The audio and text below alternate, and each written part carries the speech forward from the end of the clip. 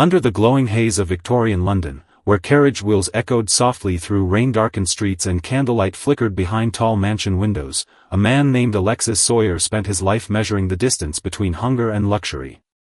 The grand banquets of the aristocracy often seemed endless. Crystal glasses reflected golden firelight while silver trays carried towering dishes through halls filled with music and laughter. Yet behind those magnificent feasts stood a quiet figure in a white chef's coat, his eyes carrying a fatigue that no applause could ever erase.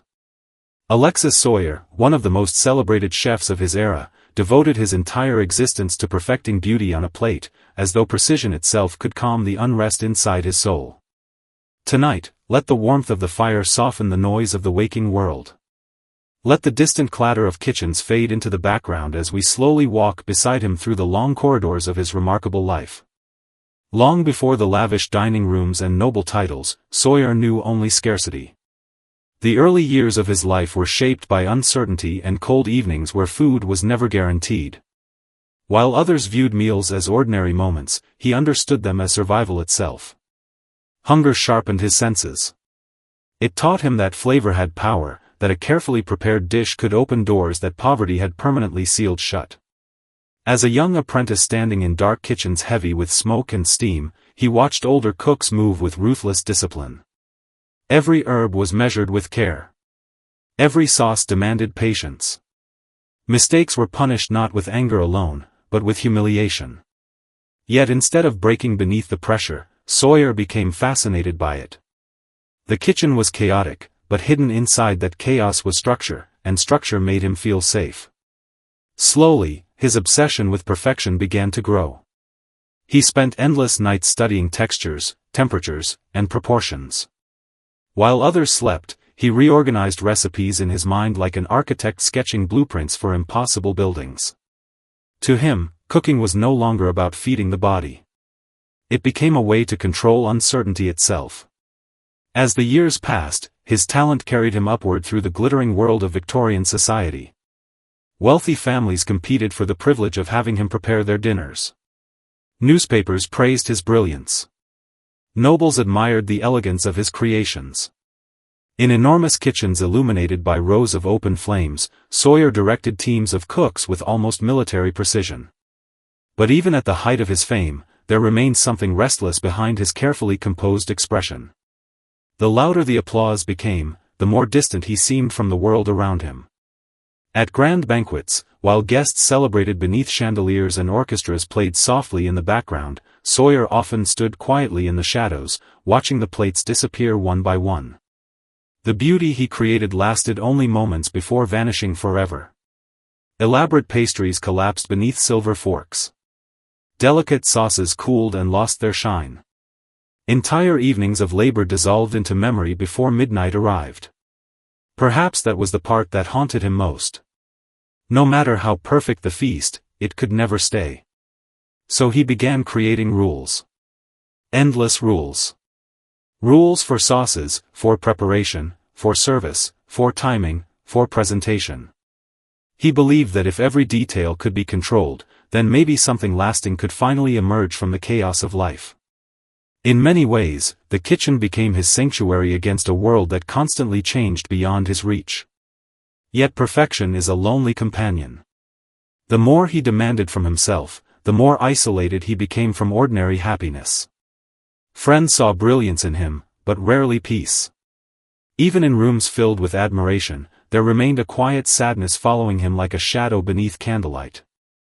Late at night, after the final guests had gone home and the fires burned low, Soyer would sometimes walk alone through the empty kitchen halls. Copper pots hung silently above cooling stoves. The scent of butter and wine still lingered faintly in the air. In those quiet hours, without the noise of society surrounding him, he was no longer the legendary chef of London. He was simply a tired man trying to understand why success had never fully quieted the ache inside his heart. Still, he continued cooking. Not because fame demanded it, but because somewhere deep within him, he still believed that warmth could be created through care. He believed that a meal shared beneath soft light could momentarily ease the loneliness carried by another human soul. And perhaps that belief was the purest thing about him. As time moved forward, the world around him changed rapidly. New tastes emerged. Old traditions faded. The grand certainty of Victorian luxury slowly began to crack beneath the weight of a modern age. Soyer watched the shifting world with quiet sorrow, sensing that even the systems he built so carefully could not last forever. But he refused to surrender his dignity.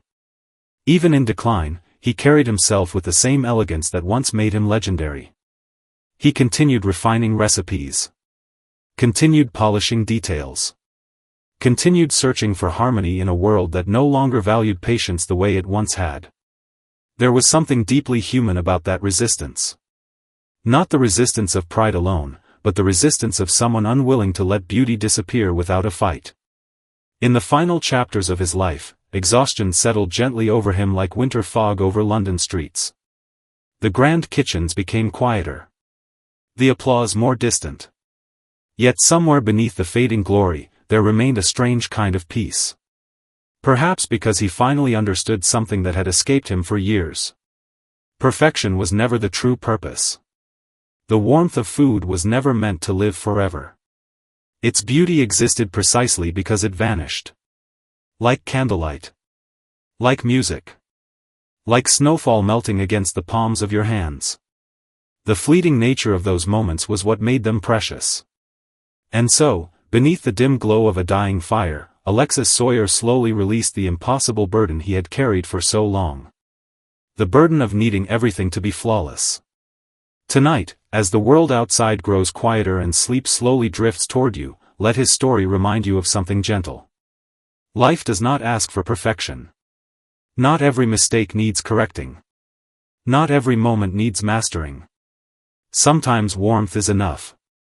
Sometimes a simple meal, a quiet room, and the soft sound of rain against distant windows are already more than enough to carry a weary soul through the night. So let the noise fade now. Let the endless pressure loosen its grip. And like the old chef walking silently through the final embers of his kitchen, allow yourself to rest at last beneath the comforting glow of the darkened evening. The night is deep now. The fire is low. And somewhere far away, in the memory of those forgotten Victorian kitchens, the last scent of butter and smoke still lingers softly in the air, waiting to guide you gently into sleep.